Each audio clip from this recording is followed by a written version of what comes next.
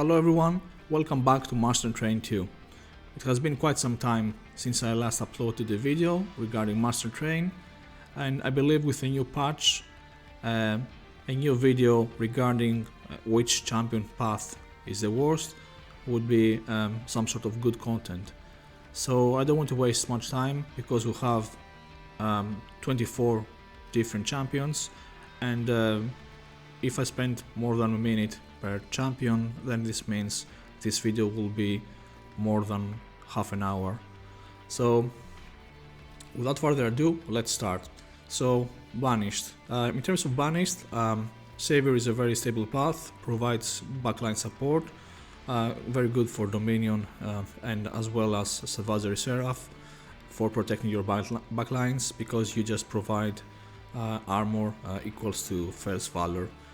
Also, so you can just get some starting boost of 15 Valor, which helps a lot because he doesn't have Titanite. On the other hand, Vanguardian is the worst of the three because it is providing only offensive stats. Usually there is no way, in most cases, that you're gonna have issues while being on Fel and having problems with scaling. Usually it's gonna work out either through your Shift Dancer units or maybe your equipments and things of that sort. So I don't think your primary concern is scaling, it's mostly survivability, and a 40 HP tank cannot survive in the front. You have to have dedicated intrinsic spells and damage shield, so actually you can boost your starting Valor and then she can actually provide support.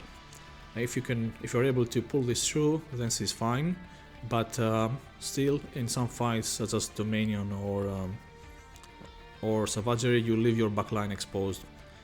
And Unchained is obviously a very strong path, just it is very risky. Ring 1 in case you are paired up with a very squishy unit such as Demonic Fledgling, I don't know how it's pronounced, and you have Mark of Invasion trials, for example. Eventually you are gonna play your 5 shifts per draw, right? You're probably gonna play around 5 shifts, so 7 or 5 or 7, something like that, during Ring 1. So then your stats are gonna match sort of like Savior stats. So if you survive Ring 1, then this path obviously becomes really strong. So my Guardian is the worst here. In terms of Talos, my favorite is Radiance here. Provides flying bow skills, tons of damage. If you put a shift equipment on Talos on a lower floor, then your resolve ability provides melee weakness to that floor wave, and then the wave above actually does massive damage. This of course requires to have 2 tanks, so you can protect Talos' floor and the floor above. And you can also, obviously because it's Talos, you can play around wherever. Now, I don't know which one of the two is the worst, either Battle Cleric or Enchantress. Battle Cleric, the problem with Battle Cleric is like similar to Vanguardian, that it provides only offensive stats, as well as obviously helps the tank, but doesn't provide backline support.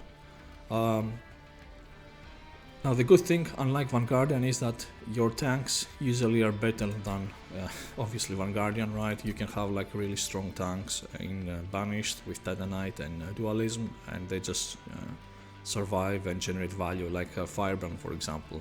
So in such case, she can help the tank much better than playing around Vanguardian, for example. Now the thing is, the stats are kind of low. Valor 6 is not that strong, but she's like a free support champion. She moves all over the place, so, and Banished is good for constructing 1 floor setups. So this Valor increases because you have like many units on the same floor. The good thing is that usually when you play Talos, you don't have as good scaling as Fel, and the reason is because your Inspires are not as good as Just Cause, so you have 2 units where you cannot draft potentially. So your shifters are becoming like actual units that don't shift, so they don't scale. And the other one contender for the worst of the two, I mean, one is Battle Cleric, the other one is Enchantress. Enchantress has the same issues as Fel Unchained. It is situational on what is your other carry unit, because if you start with a 6-12 unit and you don't have a tank, or your tank dies, for example, and you only give +2, +6 to Talos or something, then you don't do much. But the paths are similar. This is the way that actually Talos protects backlines. This is her path. So if you can pull this through, this is actually good. Alright, I'm gonna go to Hellhorn first. And Hellhorn, the worst path for me is Wrathful, the tank one. It's very situational.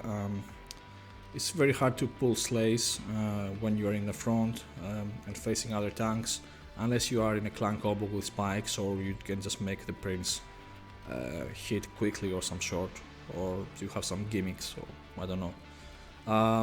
The other two though, of course, have like low stats, but I'll do like the new Reaper. It's very strong, level 3, and Brawler, but Reaper obviously has like very low health. So if you fight like the Ring 2 boss who has spikes, you may die in one hit. So it's something to pay attention, that you may need some survivability here and there for the prince, because the 6 HP does not match. The same problem is gonna happen with Brawler, because you hit 2 times the spike boss. You have 16 obviously, but the thing is you're gonna hit twice, so actually you're gonna explode quite fast.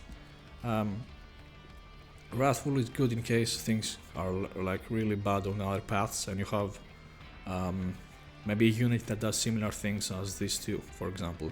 But in general, I think it's the worst of the three.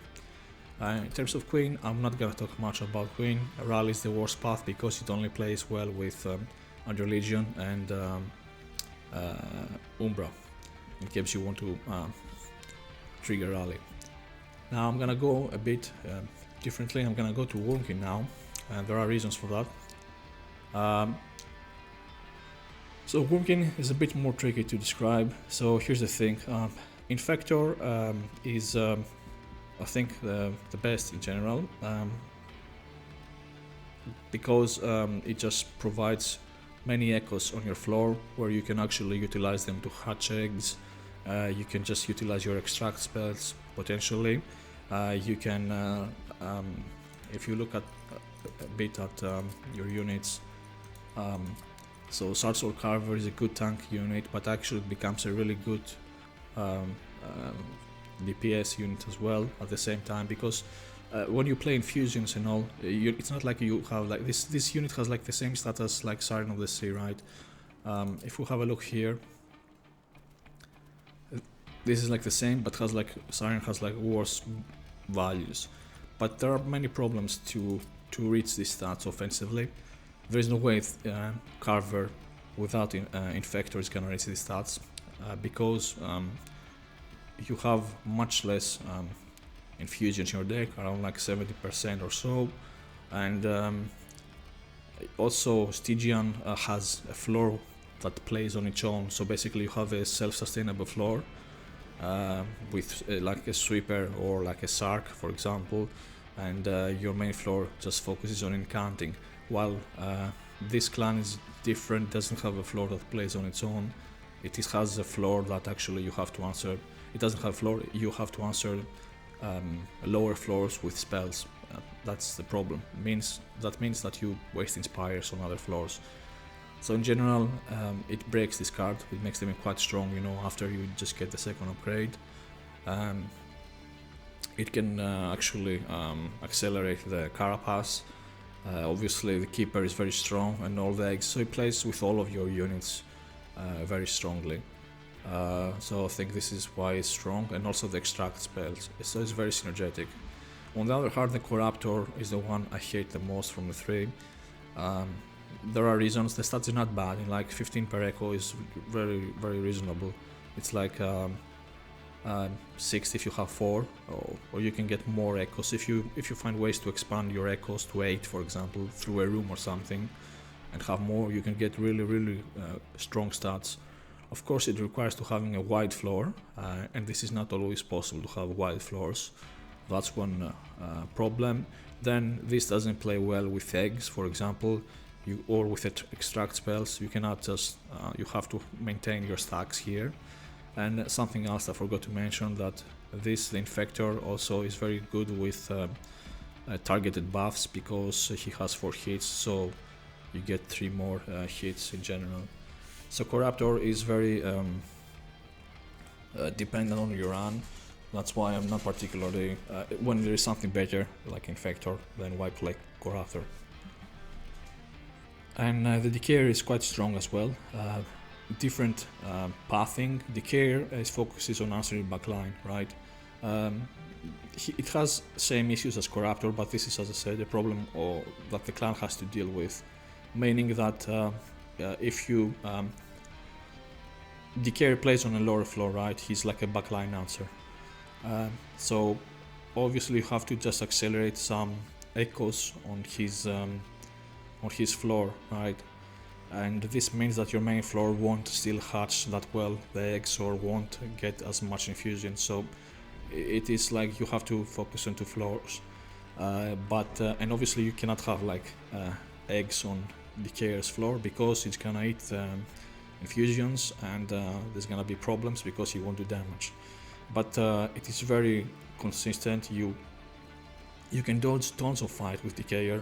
Ring 4 fight with the Supplicants is insanely hard, especially when it has like Mark of Invasion with Corruption above, because it just presses your tanks on the highest floors, and it wants really huge front load damage, or you're gonna be cursed to death. So having like a unit that can consistently answer backlines on ring 4 or on ring 7 fights, it is very strong, because there's no unit that can do this on Wurm King. From obviously uncommon banner units.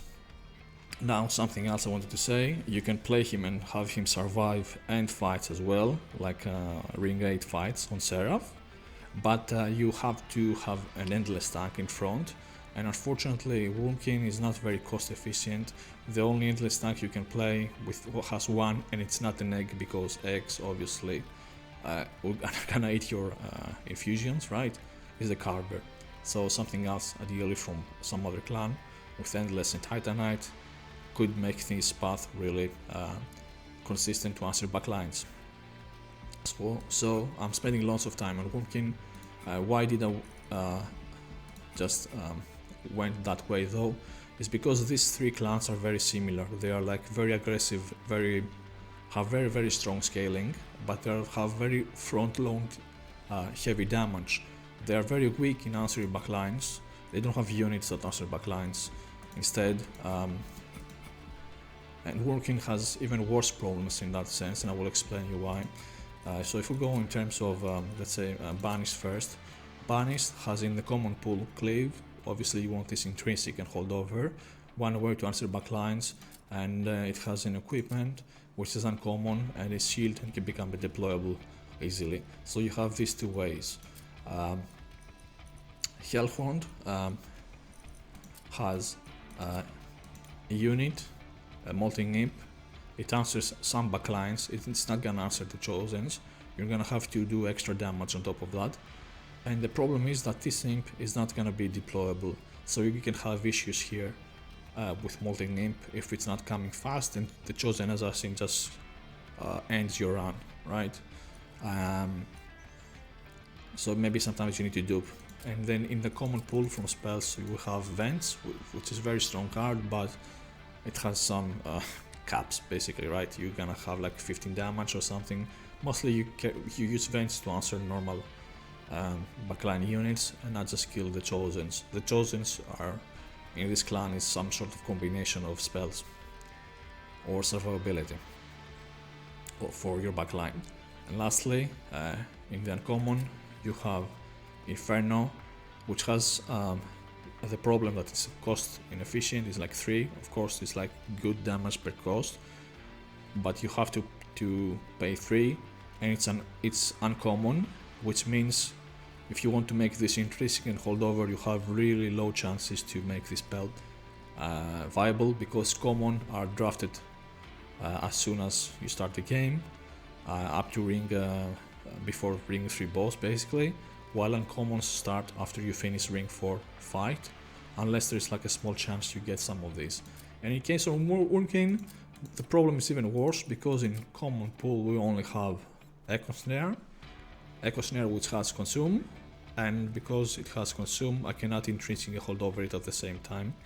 I can remove Consume and hold over it. It's expensive to do this, 200 gold, and doesn't do much damage, so it's not gonna deal with Chosens,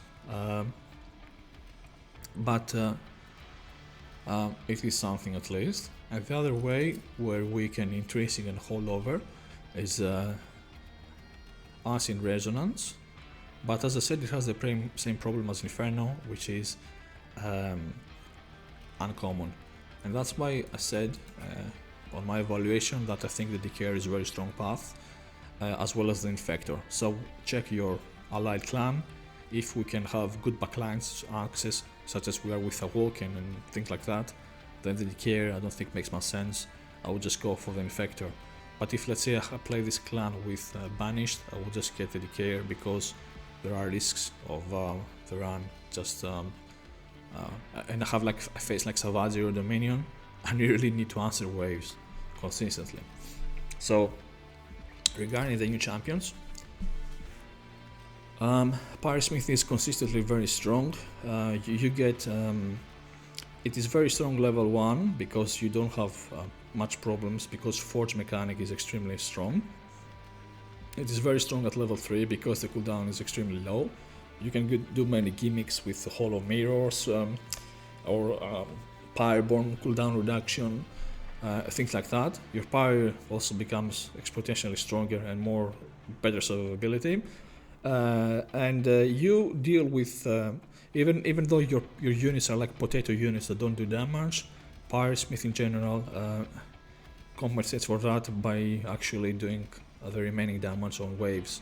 And because your clan is very sustainable defense wise, this usually ends up not mattering. So Pyrosmith is consistent all the time, especially if you face like Savagery and things like that, because you can take care of Chosens as soon as possible.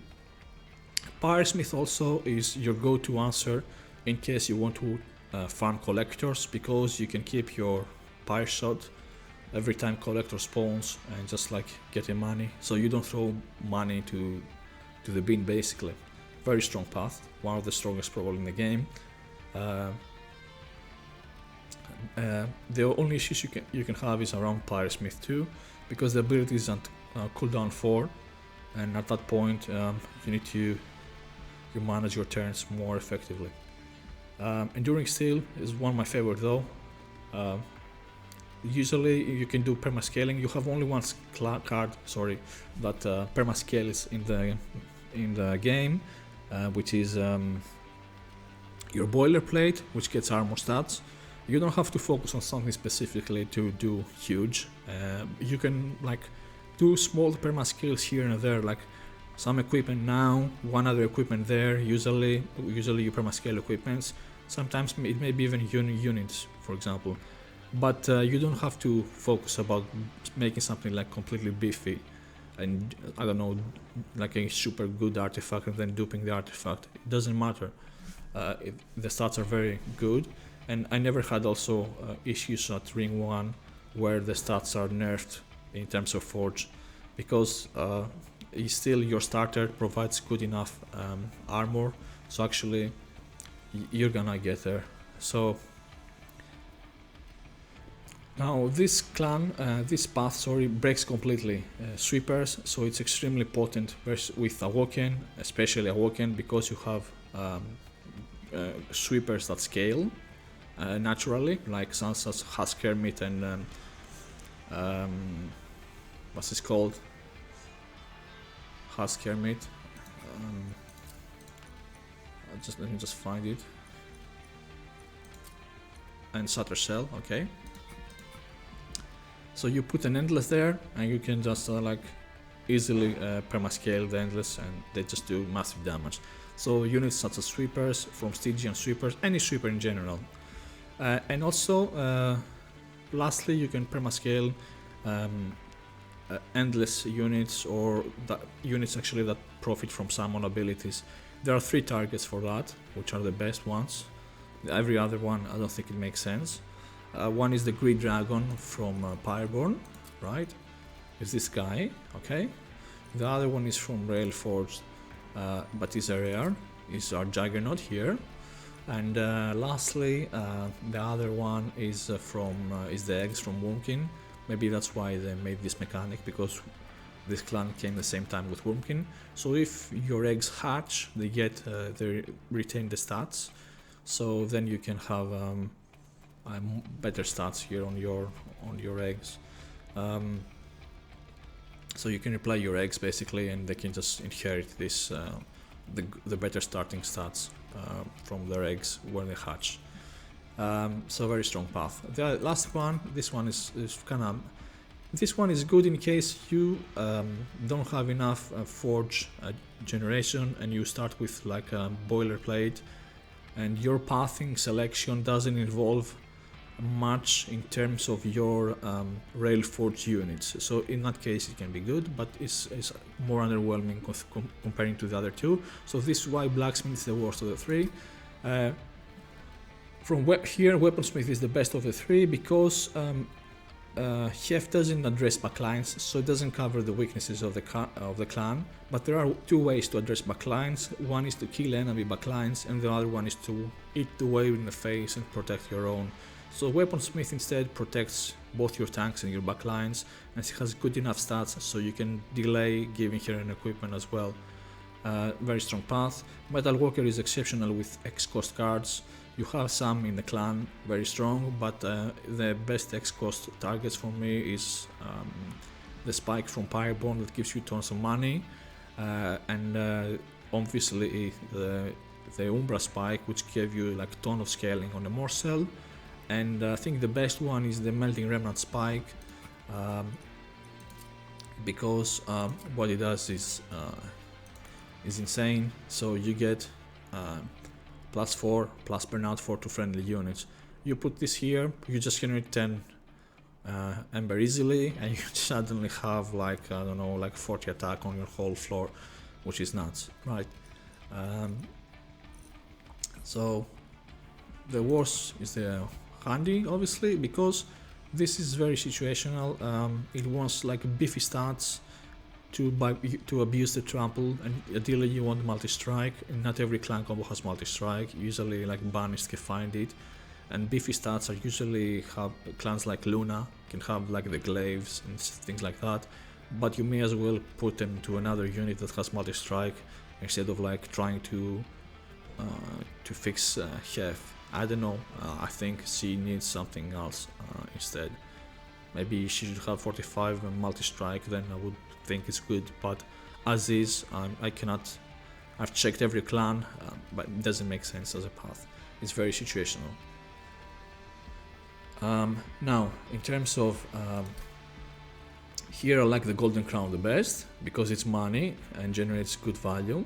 Unfortunately, your breath is capped, right? You just hit for 30, but you get good economy. Here, the Overlord, I don't really like Overlord that much. So unlike the new champion that goes and breaks the game and becomes like 6 for 2, the difference is that Phoenix is always at cooldown 3. Cooldown 3 obviously is not ideal.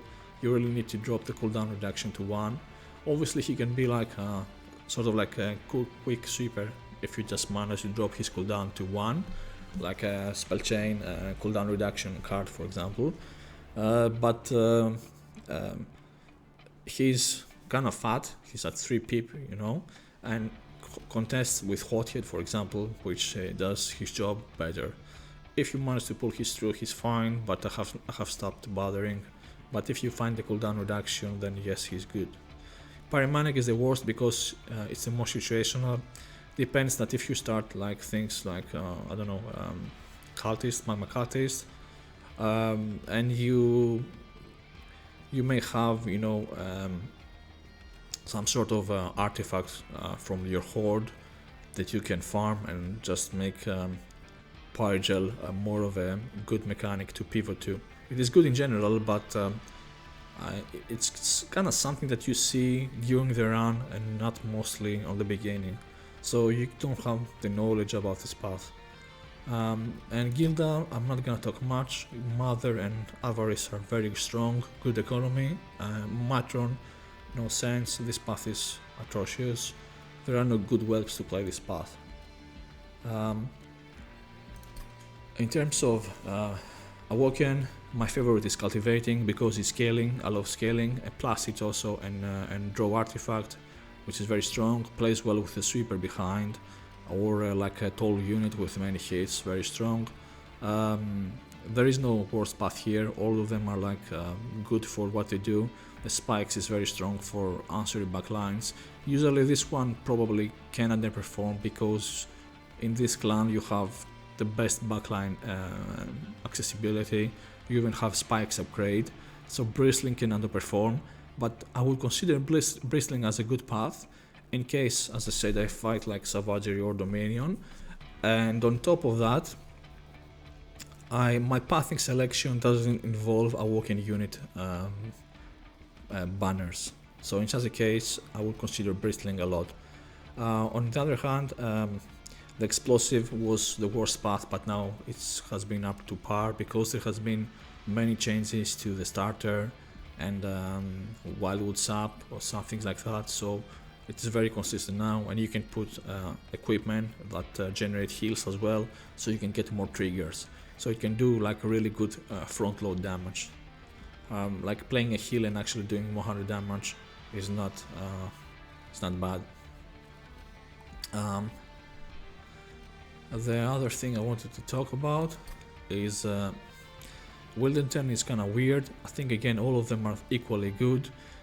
Thornlord obviously doesn't have multi-strike, but he gets good one-hit effects basically, right? He can do tons of damage and he has good tanking stats. He's kind of fucked though, but what can we do about it? You just play lots of incants though, right? You just end up drawing 9 or 10 cards with all of these things and your starter. So he actually gets good stats. On the other hand, the other two, usually Strangler is mixed with Predator.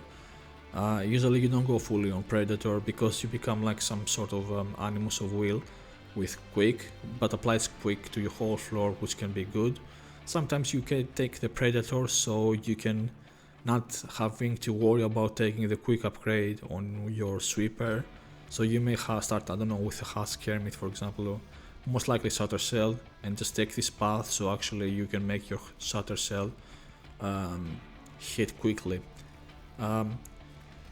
Sometimes you can mix these two, Strangler and Predator, but this you make a Sweeper basically, but he's not as good as the other clan Sweepers because those scale and this guy doesn't scale. Now Strangler was I think better in Master Trade 1. Strangler can lead to catastrophic runs, just saying. There are two ways to play Strangler. One is to play him on the top and prevent leaks. That's one way it can be played.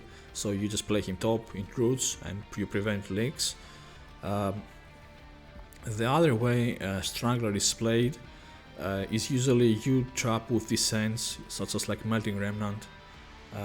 With drip falls, you descend everything to your floor, and basically root is multi-strike in that sense. So you just have an extra turn to kill heavies, or you have on your own descent, which is unfortunately uncommon in the clan, which is restoring retreat. So the problem is that if Wildenton dies, so if you don't have enough damage from your floor, and if Wildenton dies, all the tanks are gonna go up in like next turn, or if your floor capacity exceeds the max units, and then you're gonna be in a world of trouble because your units above or whatever you have to do will have to deal with 5 tanks in a row. So it's something to consider here. So as I said, you have to find your scaling still if you plan to route enemies on lower floors.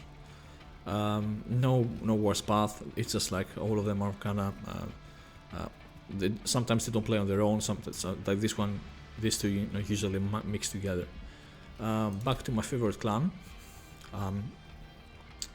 I believe the Silver Empress is the worst one here. There are good pros and cons here on the Empress. So Empress restricts you on being dependent on full moon. So this means you play well with Acolyte, but the thing is you don't know how your run is gonna turn out, right? You may end up with silent setup, and you may not. Then your Empress does nothing.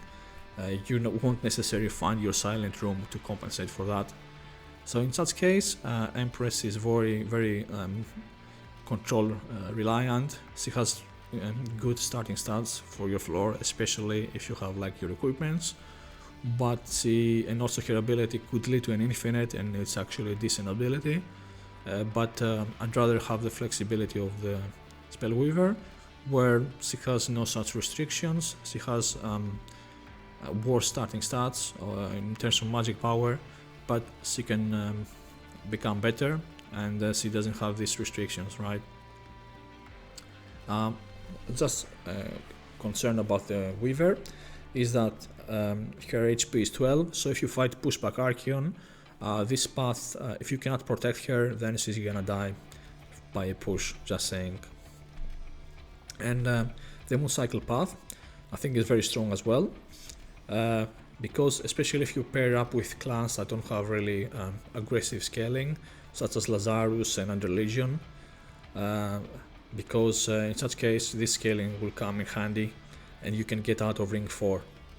It also appeals for backlines for Dominion and Savagery and all of these things, and you can trigger it many times per turn, and that's why Talos's Valor 6, I think it's kind of weird as a stat, right? Well, Ekkas, for example, it's much better. So the Empress is the worst one. Here, the worst path before, now it's the best. Hierophant is the best path now by far. It provides peel for backline, and also if you get silent units, it provides good stats. So Nightingale now with 3 hits gets for any spell +9 basically, which is the same as Animus of Will if you spend like root seeds on her or him. I don't know if Animus is the male or female, I don't remember. Also, if you have like a Nightingale with multi-strike, for example, so he hits for 4 times, it is the same buffs exactly as Siren of the Sea gets, right? So if we go back to our lovely Siren here, where are you? We'll find you here. Yes, +3. If you have 2 of these with multi-strike, you have 4 hits, it's exactly the same. So the numbers are there, very good. Very strong path, provides survivability, I like it a lot. The other one I like a lot is Hammer. First of all, it just gets you out of ring 1 easily. It has 30 HP and hits for 60 on top easily. Like, this is insane, of course. Ardun starter is not as safe proof, you know, as Ekkas. You know, it just faces control basically and gives some conduit values. So it's not like the stats that you have actually matter for survivability. While here, if you pick Battleborn in the beginning, you are very squishy. You are 2012 here, and you don't have like an Eka. For example, here she has 12 as well. It's like 25-12, but your starter can heal your tank for Relentless. So you risk a lot playing this path here. So it has the same risk as Talos's Celebrate path, and Battleborn can explode and become really strong, but is very inconsistent as well. So in my opinion, it's very risky in the beginning. You can mix these two together, but you will need to farm lots of conduit to match the numbers here. This path can also tank, although I usually haven't tanked with him, but I believe it can be good for tanking as well. Yeah, this path, it depends on the run. If you find a tank and ways to get out and some survivability, it's fine. On the other hand, for Talos, although she has like these stats, her starter actually provides some valor, right? So she has it easier actually with these stats because her starter favors her. So anyway, regarding Tethys, so there is no worse path here, and there are reasons for that. So here's the thing, Conduit, you usually don't pick Conduit in the beginning, right? Because the stats are very, very slow. But here's the thing, this path you just mostly in general want one level on it anytime. It's not something you start normally unless you are very strong in the beginning. But this path makes the deck completely play different. You're so flexible, and you can play all your spells, so it is very, very strong for incant strategies. But as I said, it's risky in the beginning, but I cannot just for that just put it in a bad place, unlike Arduns, because usually on Ardun, for example, you don't start, you know, from like Hierophant and say then okay, yeah, I'm gonna go Battleborn now, or you start with Mystic Hammer and you say, oh yeah, I'm gonna go Battleborn. You can do that, okay, that's more probable, but you don't usually do that. And in terms of Talos, usually you stick to a path as well, but again, you don't usually start with Radiance and then pivot to Enchantress, for example. Tethys though has the advantage that you can pick this path wherever, so that's why I don't consider it the worst. This is the reasoning. Now, Chillwind is very strong to win Relentless, so if you're worried about your Relentless and that you don't have good damage, or the units you have are from another clan where they don't scale properly, Chillwind can win Relentless if you have beefy like armor related or like high HP units. This path will win the Relentless, of course. Like so something like if you don't have stats on Ajax, for example, this path can win. And this one, the sweep one, he is not a quick sweeper, so obviously he's not the best in that regard, but still the sweep is very strong for very wide waves like Dominion, and also it's the path to go to get Collector, to farm Collector 100%, because if you play on middle, Hardhell Totem, you're guaranteed 100% to get Collectors. Collectors spawn every time either top or mid in the first two rings, right? And if you play him middle, he can ignore the tank basically and kill the Collector in the back. If you play him top, then you're just throwing. He should play middle actually. And Solgard, the worst is by far the Cold Channel. The other two, Titan Channel got improved a lot, although I didn't have issues with it. And Dark Channel does lots of damage. Cold Channel, on the other hand, doesn't make sense. The clan doesn't provide armor or things like that to have him survive.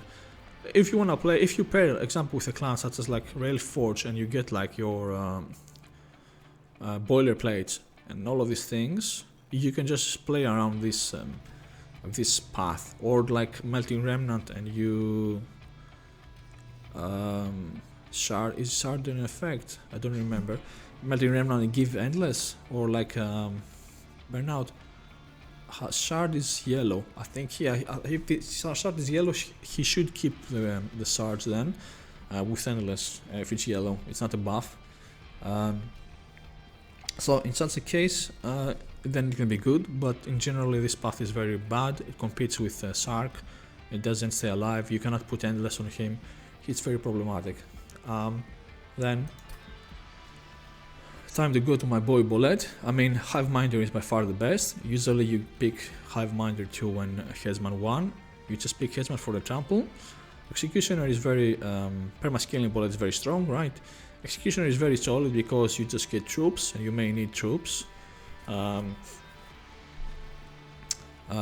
Sometimes, usually I prefer to get Hiveminder obviously over Executioner, but the thing is, Executioner is not like bad per se. It's kind of similar scenario as the, you know, as the Infector Corruptor here path, where I say, you know, if these two are available in 99% of the situations I would get Infector. Well, here something like that I would get like mostly Hiveminder. But the thing is, this is not worse because this is better. This is not the worst because actually the Headsman is a bad path. that's the difference. So Headsman does nothing, right? So you have level 1, which is you just get it from trample. Level 3, he just gets stats where he cannot actually proc slays efficiently. He cannot play in the front, he has to take space in the back, he's too big, right? And his effect is like conditional. Like, look at another hand, look Ardun for example. So that's why I said this path on Ardun is good and strong, right? Look Ardun, he does 200, it's very easy to be on face control with your starter and all of these things. You do 200, plus you have the Mage Blade 2 effect on top attached here, okay, on this path. You don't have trample, but who cares? But in this path, that's the one I wanted to mention here. This is the path where we can compare with a trample bullet. So if you compare Battleborn, and let's say you farm like 30 conduit, which is like it's like reasonable to get 30 conduit, especially if you have the Slay boss in Ring 5. With 30 conduit, which is like what? 30 times 6 is 180. So you do 230 attack. So you do more damage than Bullet, right? At level 3.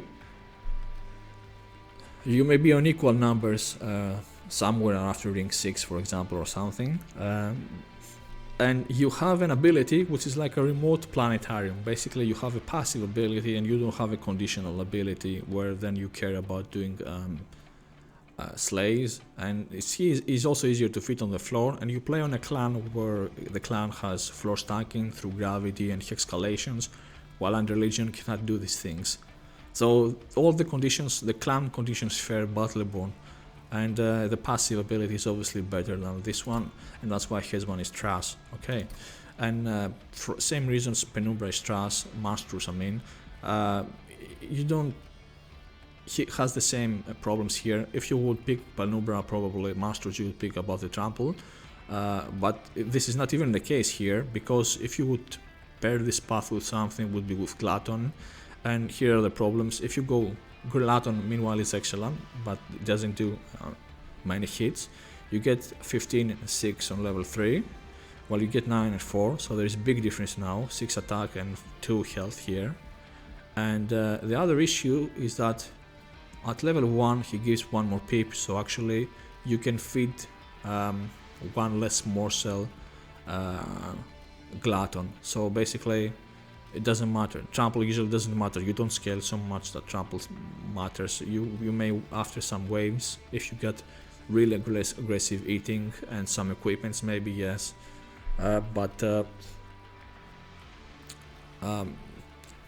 and the way composition is such that trample is favored basically. But usually you have another floor that take care of like squeezes in the front, so you don't care so much about trample. The only thing I think Masters can be good if you can, like, I don't know, play Cave In or something where you can put this thing down on another floor, but that floor won't have to scale with morsels, will have to do something else. An Architect is always solid, max level, gives 1 extra pip, and that's 100 damage to the floor. Solid, you can solve many clan combos by playing Architect. For example, I can play my with Stygian, for example, 2 Siren of the Sea, plus the Architect on the floor, plus 1 extra 2 pip unit. So that's actually like Guard of the Unnamed, for example. so on the floor. So it can be very solid because it can release space. So Master is awful. Sorry Penumbra, you won't cut it. Here we go on Madam, I forgot her, she has no bad path. Similarly, the decay path, the Spore Singer, is similar to Tethys' Chillwind. It's for beating Relentless, winning Relentless, very strong. Monitor is very strong because it just, if you have any problems with Dominion Savagery, you monitor and then boss won't bother you. And Everbloom, I haven't finished this path, but I think the path is strong now because there were some cards added here. But because your starter doesn't generate troops, and you may get units such as Spore Launcher, units, where are we? Under Legion, like this one, and or if you want to play around edge with Mistress, then you know you can play this card, because this card you don't have your starting troop generation, so the only way you can generate troop effectively is through Madam. So this path is also strong. Madam doesn't have weak paths. Here the worst is aggressive edible, not because it's bad, it's just because the snack is better, because you have more times to buffet basically. And superfood is very strong because of the status effects. We're almost there, guys. Orechi, okay, Orechi. I really don't like playing this clan, to be fair, but it has some pros and cons, right? So Orechi has 3 paths which all usually play on different floor. So here how it is. So the Mad Scientist one is the one that plays on lower floors. You usually play a bunch of spells on that floor, and you just kill backlines in a delay manner, in case you don't play with your alpha and all of these things. So he works as like a backline access. He's not gonna be your carry there, he's just gonna kill backlines. This path is obviously solid for addressing backlines, but you need a tank to protect him. Usually you don't play around endless tanks there, you just play with reanimate in the clan, so they may require some reanimates, and also Rechi may require some reanimates to survive. The other path is the Reanimator, which is usually placed on your main floor, and this path is obviously the one that can do what Scientist does, but it does it, it starts with lag, so because your ability is resolve, you don't actually apply the unstable to enemies, you just apply it to yourself instead. And what do I want to say? So basically turn 1 you don't have any unstable on him, so you don't usually play this path on the bottom floor, right? He's not gonna do anything for the first wave. The thing is, this path can be big hardy, because if you just manage to hit him also and all of these things, you can just double. If you just manage to accumulate and reanimate basically, and slam someone stable with him, you can hit him with pingers from other clan, and or your starter with frostbite or something. Frostbite. You can get 2 triggers, so he can carry, but he can still be slow. You need to sort of like a rare draft, but you don't have an option. Usually this is the best path of the 3. Reanimator is the best in my opinion. Scientist is more situational, in case let's say you have a good main floor and you don't need this path, like you have like scale, I don't know, like a floor with Hellhorn, you know, and it's kind of hard to fit your champion there, and because Hellhorn is bad and ushering backlines, maybe you pick the Scientist there.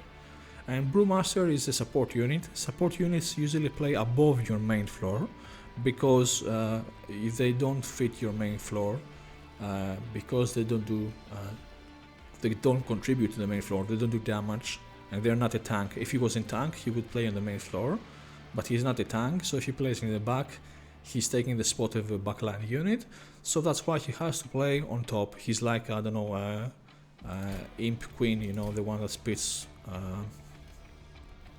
speed sims, for example, something like that. So it has like some sort of like utility. Or Smith plays alone somewhere on top usually, unless you can move him somehow. So that's what it does. This path is awful in my opinion, because it's on 3 cooldown, and here's the thing, if you usually when you play mixes you try to, I don't know, kill collector. At least that's how I play. You usually try to roll for unstable to kill collector, for example, and then you just play around whatever the situation provides or arises, right? You may have to exit the pool and then re-enter, but if you do this you just decrease your chances by a lot. So usually you go for reanimates and things of that sort, but if you have tons of reanimate you may go for unstable, for example. Depends. Anyway, the thing is, if you use this ability and you don't use your card, then this means you're already winning. So basically this champion path is the win more path. If you, on the other hand, have to use this ability to actually survive, then you may as well pick one of the other 2 paths that actually have better chances for you and contribute more. So this path is so awful. Brewmaster is the worst.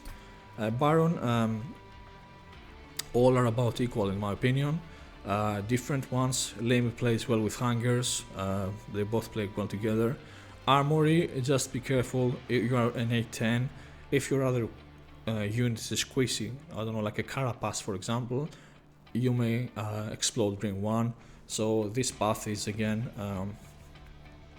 your starter doesn't help defense wise, so just check your starter. It is kind of like I guess like Talos's celebrate path. So you could say that this path is the worst, but both Talos's and this path have such good upside, or actually you cannot say that Living Armor is bad. But if you lose ring 1, it's gonna be because you got greedy and got this path. And the last 3 paths, okay, I'll start with Fade now for a change. The worst is Firelight, because it's not only requiring like to have a tank like the other paths, for example. It has a more niche situation to pick this path from the beginning. This path requires you to have burnout extenders on your deck, and here's the thing, what is gonna happen is you're gonna play the Fade, she's gonna die, and she's gonna make in the beginning all your floor have burnout. But the thing is, your burnout cards are not like extended burnout by a lot, or have AoE effects. Later on they do some spikes basically, but let me show you what I mean. So if we go on burnout ones, you have this one, okay, that can actually help there, but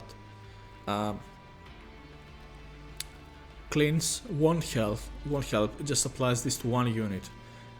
So if you start, or what is this, or weak class, just applies it to 1 unit, and it's very low also, these 2. Only the drippings could help you just pick this path in the beginning.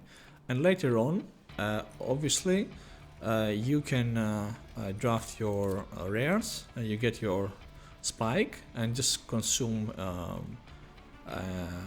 remove consume, and usually remove consume and spell chain this one, or just for the extra burnout, or remove consume and -2, and you dupe these things usually, and you can actually have really solid burnout, especially with Lady of Wax and things like that. So this path obviously is catastrophic, right? That's why you cannot pick this path, and I think it's the worst. Now, Eternal Flame is by far the strongest, because she grows good stats and just does tons of damage to the front tank. Also, Eternal Flame, something to know though, has one disadvantage, which can be an advantage also. So the advantage is that Eternal Flame is always on the draw, right? You're just gonna draw Eternal Flame every time, because the unit is endless. You don't play around Reform.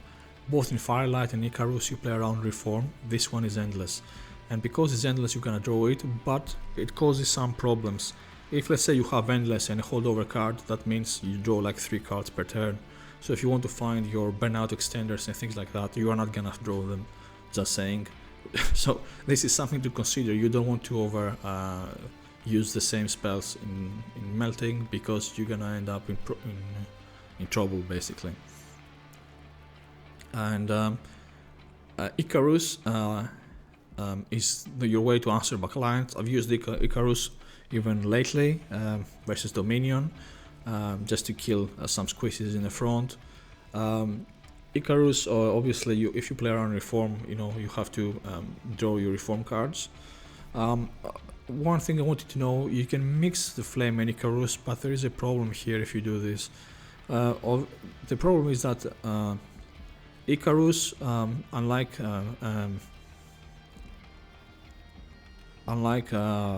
Firelight, doesn't get health stats. So basically every time Icarus normally dies, she gets health stats by using the Reform on her, right? Now in case though, let's say you go Icarus 1 and you go Eternal Flame 2, you cannot Reform, you just get the Endless. So she gets something like 2 health every time. So she won't be able to answer much about backlines. She will just answer maybe some hits of the tank or so. She's gonna, on Dominion usually the waves have like 3 potatoes in the front, right, that apply corruption to your front unit. So she's gonna kill the first one with Quick from Eternal Flame, and the second one from Icarus. And then with Endless and all, maybe she starts building up and surviving more hits. That's how it is. So this is why these two paths mixing together is a bit weird in a way. And then from Reckless Flicker, I think the worst is the Burn Bright, because it has, as again I said, the situation where you have to start with Burnout cards, and also your Burnout cards can go somewhere else instead. He has huge stats, well done, that's nice, good. But the thing is, Accumulator gets better defense stats at least. And Dark Calling is scaling, really strong scaling, plays really well with Hollow Holes. If you manage to have like 2 units to scale to Reform every time, that's amazing, because you can just use the same thing for the same 2 units every time. So it's very strong. Burn Bright does the damage. 200 is not a joke. 200 is a lot of damage, but as I said, it's very situational at the beginning. So that's pretty much about it. If you have anything to add and you just managed to see the end of the video, I appreciate it. You can add any comments below, if you want any discussion, advice or whatever, you can just freely ask me, and as long as you are polite, I will just try to respond. Alright, have a good one, take care.